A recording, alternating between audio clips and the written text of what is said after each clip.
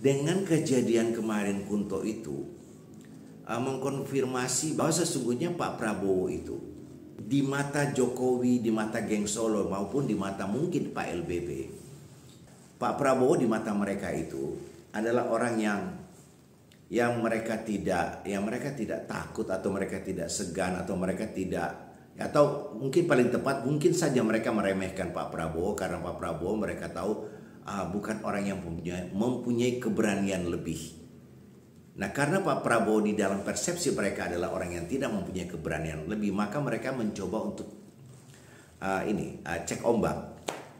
Mereka mengganti itu dan ternyata Pak Prabowo dan kemudian ada reaksi publik dan membuat semuanya itu menjadi buyar. Maka saya mengambil kesimpulan sementara bahwa Pak Prabowo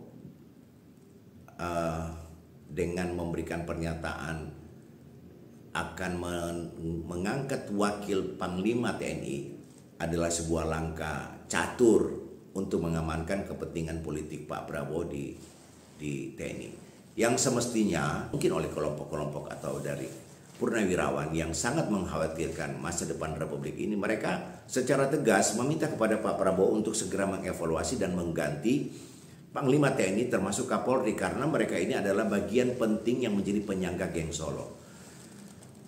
Apakah Pak Prabowo mau melakukan ini? Ya, kita tunggu saja. Cepat atau lambat Pak Prabowo akan mengambil sikap dan menguburkan mimpi politik geng Solo untuk mengatur Pak Prabowo. Ketika itu mereka berusaha untuk bisa mengatur atau mendikte Ibu Mega. Ibu Mega tidak berhasil mereka dikte. Ibu Mega amat sangat kuat dalam menegakkan prinsip-prinsipnya. Untuk Pak Prabowo mereka tidak terlalu khawatir karena Pak Prabowo sekali lagi bisa mereka atur. Nah, apakah Pak Prabowo bisa diatur oleh geng Solo atau Pak Prabowo terlalu takut atas kekuatan geng Solo? Kita lihat.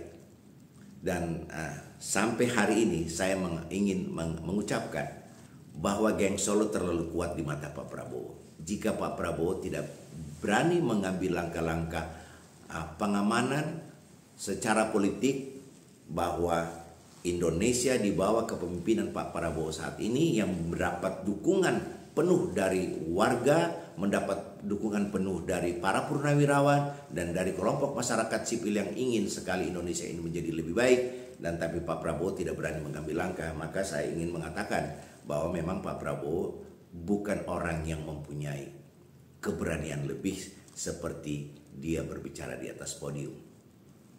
Salam.